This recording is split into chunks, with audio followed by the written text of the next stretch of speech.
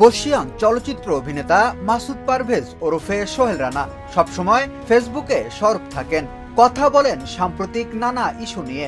সম্প্রতি আইপিএল থেকে বাংলাদেশের পেসার মুস্তাফিজুর রহমানকে বাদ দেওয়া হয়েছে।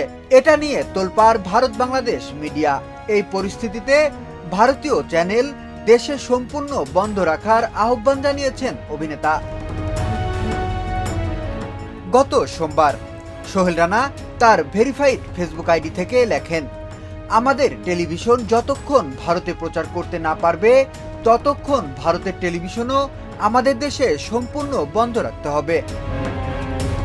পরে অপর একটি পোস্টে ভারতীয় কন্টেন্টের সমালোচনা করে সোহেল রানা লেখেন, ভারতীয় টেলিভিশনের বউ শাশুড়ি ঝগড়া মার্কা নাটক আমাদের সামাজিক বন্ধনকে ছিন্ন বিচ্ছিন্ন করে দিচ্ছে।